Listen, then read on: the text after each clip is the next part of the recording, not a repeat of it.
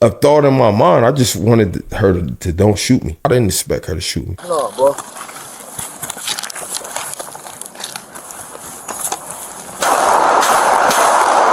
My real recognition of the story is that when I felt the grenade blow up in my stomach, I turned around and I passed out. But when I watched the video, I didn't. I got in the car, I drove, she shot through the window, I drove away, I crashed, and I passed out.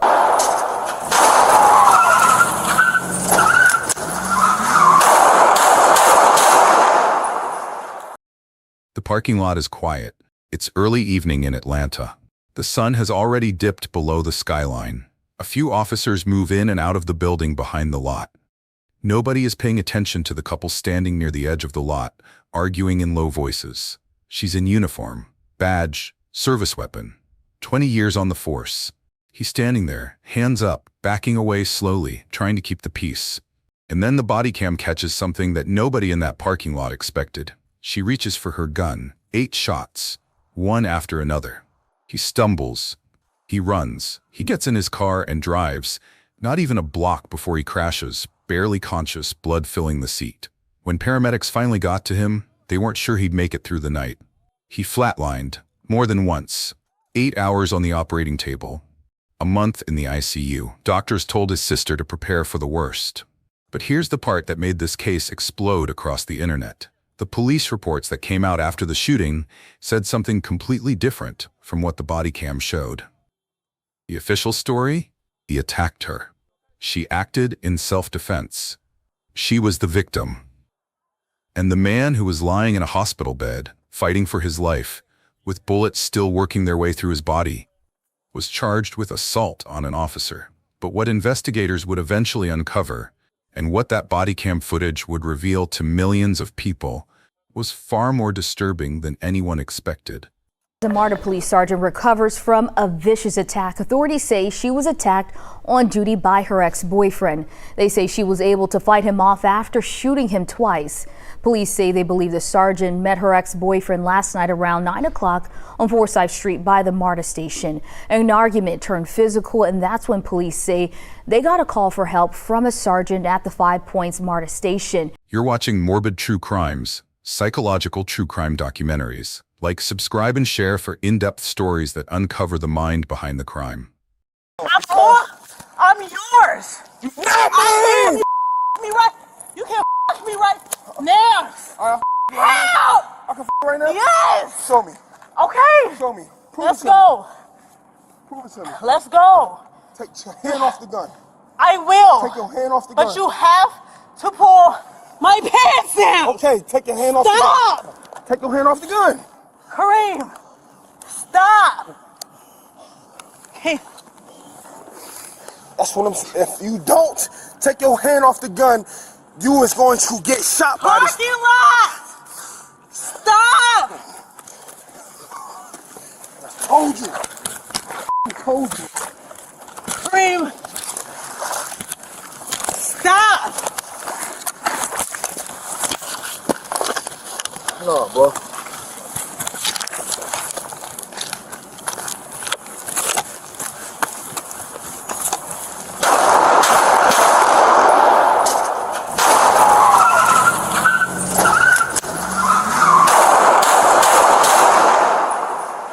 Kareem Ali was the kind of man who built himself back from nothing. Raised in New Jersey. Went through his share of hard times, did time, came home, and when he came home, he didn't fold, he rebuilt. He became a personal trainer, a coach. He was working on a master's degree. He had 3 daughters he talked about constantly, teaching them lessons about life, about not trying to change people, about walking away from things that don't serve you. He had a long-term girlfriend, a woman he'd been with for nearly 20 years, on and off. She knew his past. She knew his flaws, and through all of it, she was still there. To people around him, Kareem was funny, charismatic, direct, the kind of guy who would tell you the truth even when you didn't ask for it. But Kareem had a weakness. He liked the feeling of being needed. He liked the pull of someone crying for him, chasing him, wanting him to stay. And that weakness, that one crack in an otherwise strong man, was the thing that eventually led him to a dark parking lot on the night of January 31st, 2023. He didn't know yet how much that crack was going to cost him. Atlanta in 2021 was buzzing. The city was coming back to life after the pandemic. Lounges were packed, people were going out again, living again. And on one of those nights, Kareem walked into a place called Fin Feather in Douglasville, Georgia, and locked eyes with a woman across the room. She was light-skinned, confident, and clearly unbothered by the noise and the crowd around her. He made his way over. He leaned in close. The music was too loud to hear anything, and said something in her ear. She smiled. Her name was Cheryl Lashai Clark, 47 years old, married, a 20-year veteran of the MARTA Police Department, the Metropolitan Atlanta Rapid Transit Authority's Law Enforcement Division.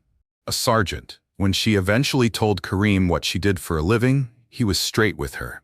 He said, "I'm straight out the streets." She wasn't fazed. Her father was from those same streets, her brother too. She said she grew up around all of it in Portland. She understood that world. And so something clicked between them.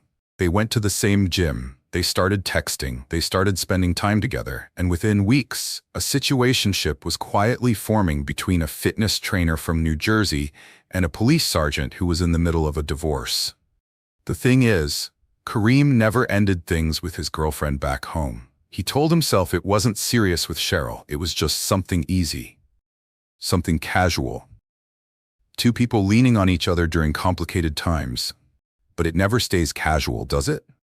Because Cheryl wasn't looking for casual. And that, right there, is where the trouble started. By the time 2023 arrived, 2 years had passed since that first night at Fin Feather. And the relationship, if you could still call it that, had quietly fallen apart from the inside. Cheryl's divorce had been finalized. She was free. And in her mind, that changed things. She'd given up her marriage. She was alone in a house that used to be full. Friends had moved in and moved out. Someone who had been living there passed away. The house was empty now, and she wanted Kareem to fill that space. But Kareem still went home to his girlfriend every night. He tried to end things with Cheryl more than once. The first time, she cried so hard he pulled over his car a few blocks away just to compose himself. By the time he stopped, she was already standing outside his window. He went back.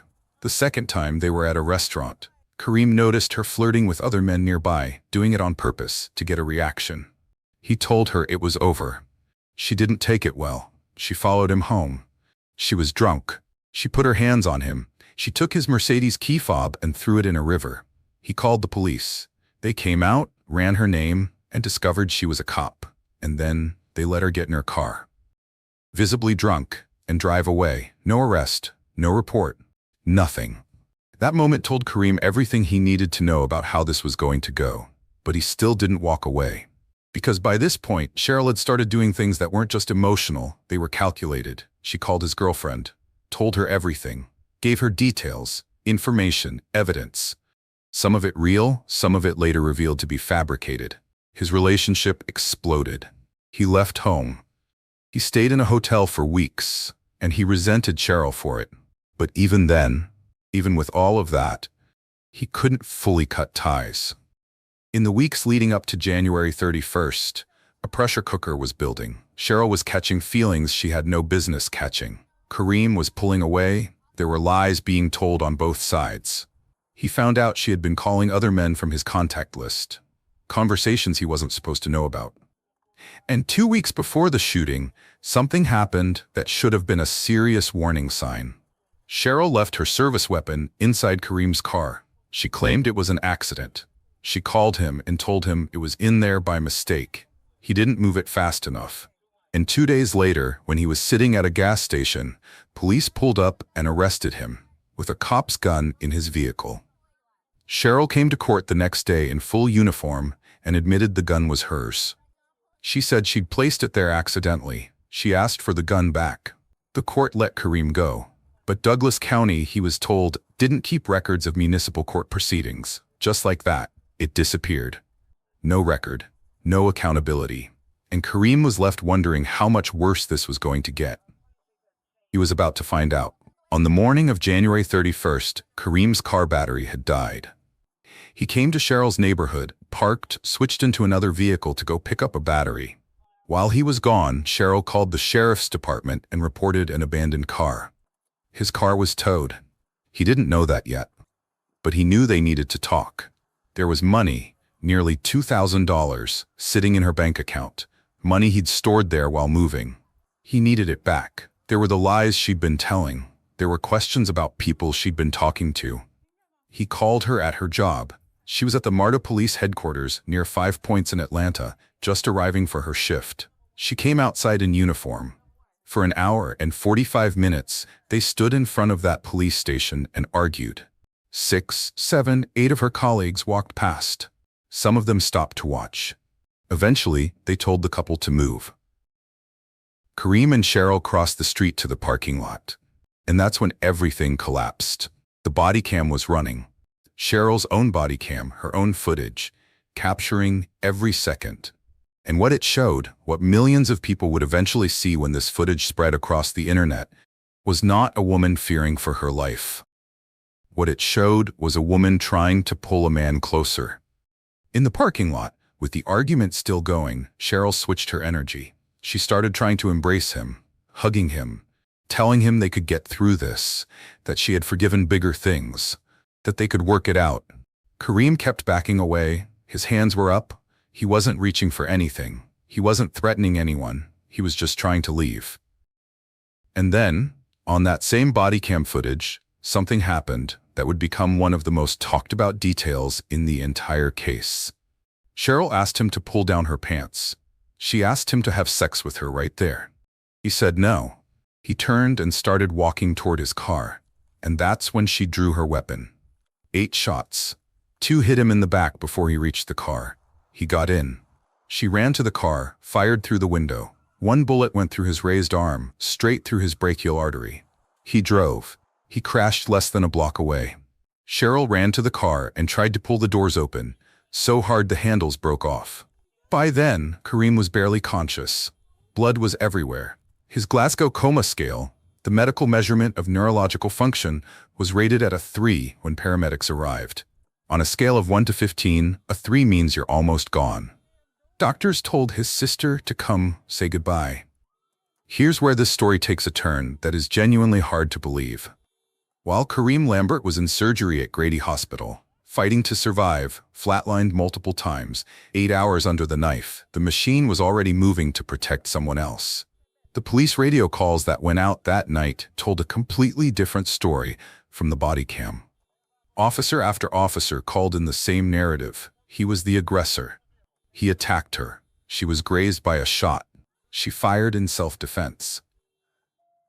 A couple of days after I got shot, she actually called an associate of mine and told that associate that she, and I want y'all to Google this if y'all could investigate it or whatever. You know what I'm saying? You could tap the phone lines. A couple of days after the shooting.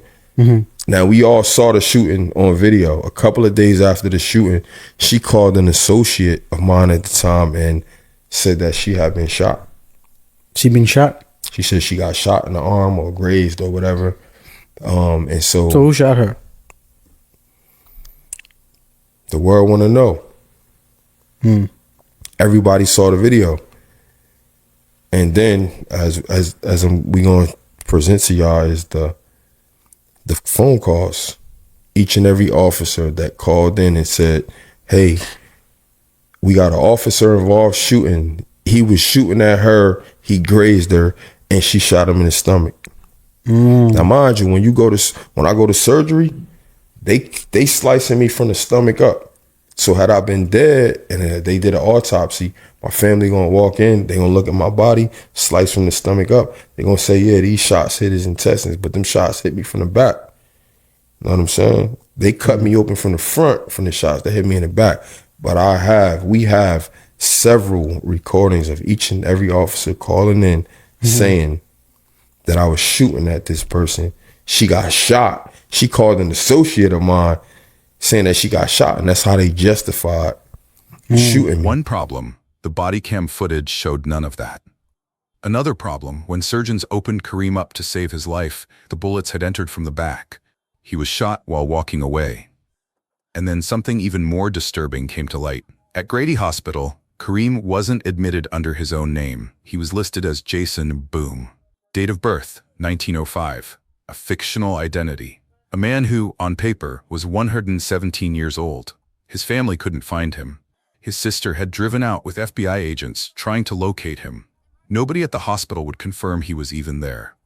It was only through his sister's persistence and the involvement of the FBI and the GBI, the Georgia Bureau of Investigation, that anyone was able to piece together where he was.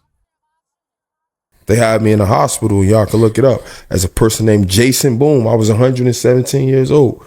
Look at my bracelet. You know what I'm saying? Ain't nobody gonna come in there looking for a person that was born in 1905. The story was being constructed, carefully, deliberately, with the resources of law enforcement behind it. And while Kareem lay in a hospital bed with a shattered artery and a body full of damage, the system started building a case against him. As investigators began pulling back the layers of this case, what they found was a web that went far deeper than a toxic relationship. Cheryl Clark wasn't just a sergeant. She was a 20-year veteran with institutional connections, relationships built over 2 decades inside a department, inside a system. And those connections, Kareem would later allege, were being used. His initial bond was set at $250,000. Prosecutors had pushed for $1 million. The judge pushed back, but that was only the beginning. While Kareem was still in surgery, still on an operating table, a warrant was issued for his failure to appear in court. He was in surgery. He physically could not appear. When he eventually made the bond, it was revoked on a technicality. He was back in custody. The judge assigned to his case had previously worked for the district attorney's office, the same district attorney that Cheryl's union had ties to. Cheryl received a union-funded attorney at no cost. Kareem spent over $30,000 in legal fees alone, plus the bond. A protective order was filed against him.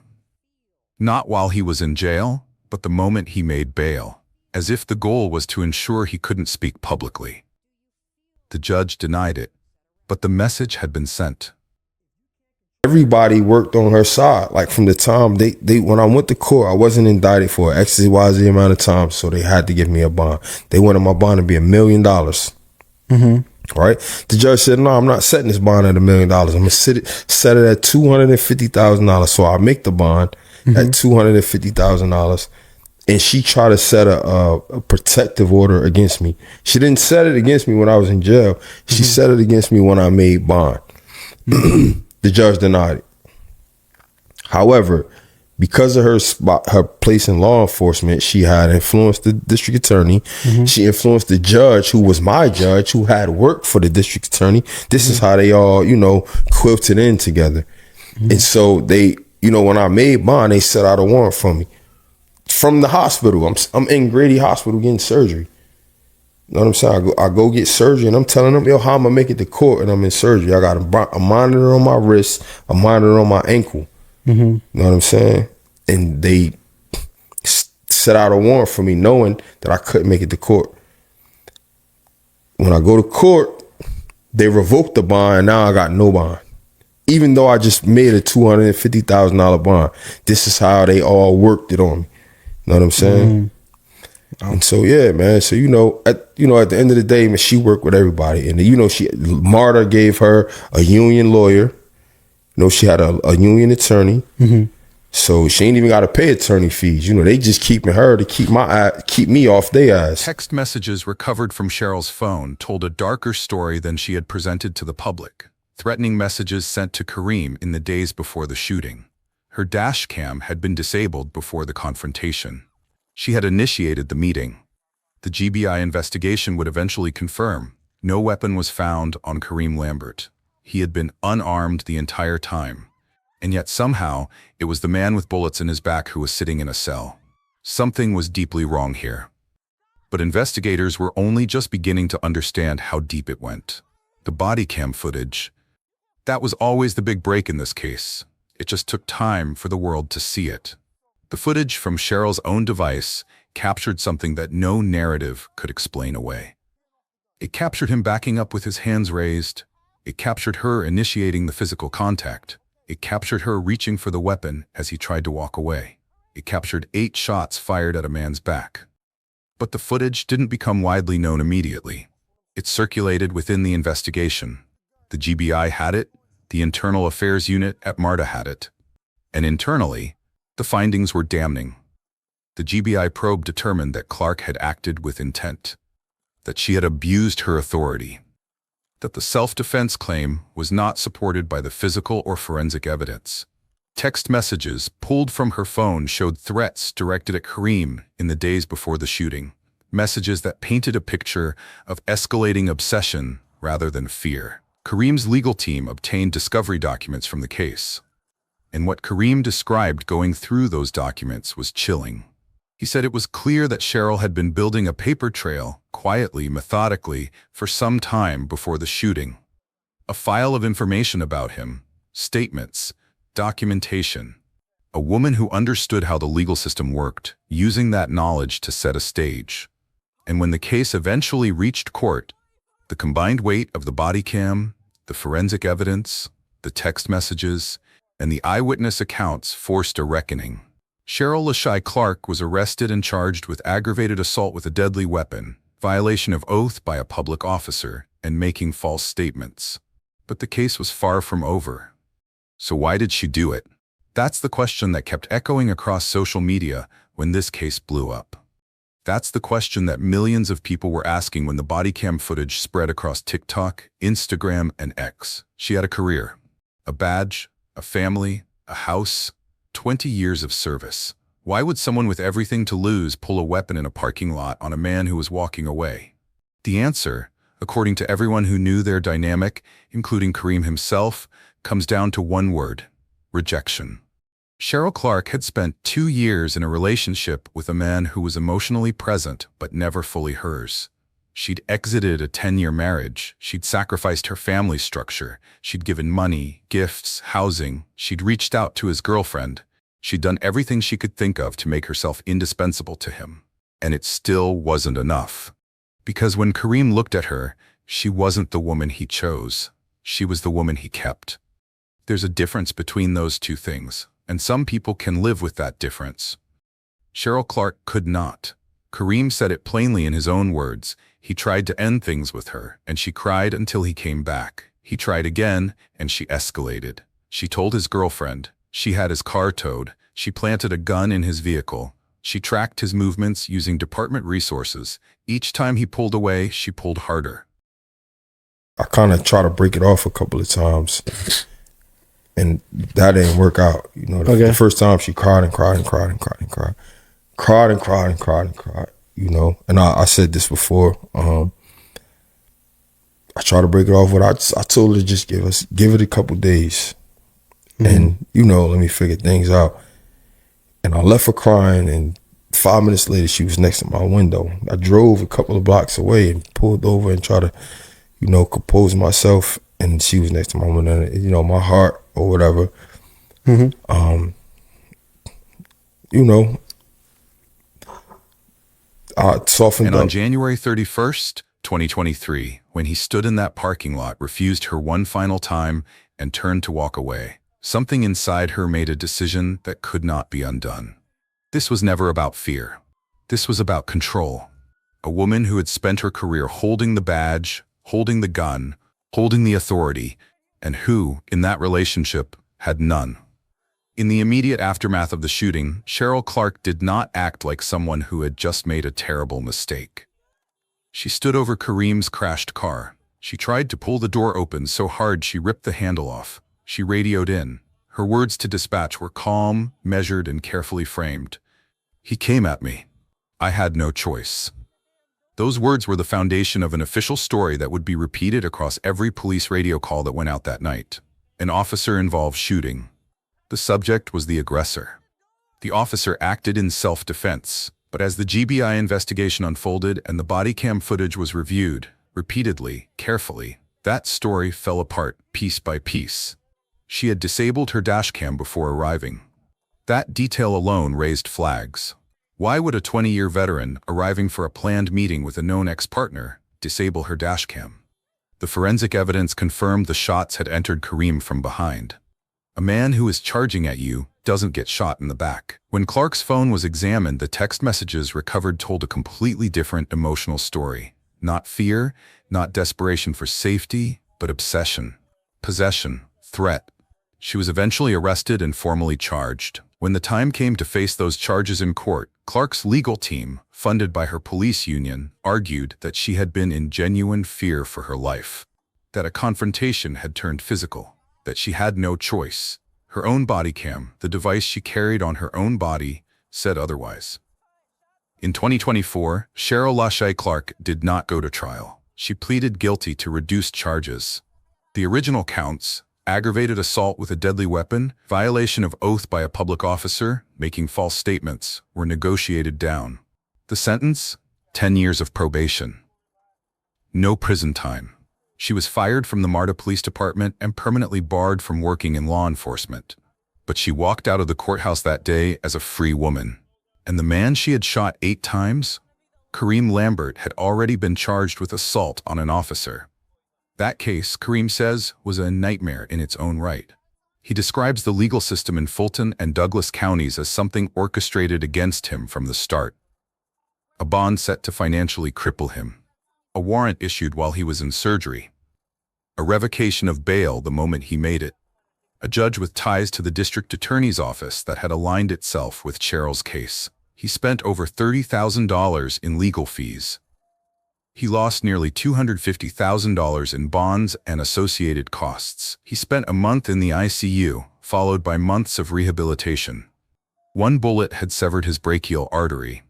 He flatlined multiple times. He was listed under a fake name in the hospital, a 117-year-old man who never existed. When the case was eventually closed, Kareem said something that summed up what justice looked like from where he was standing.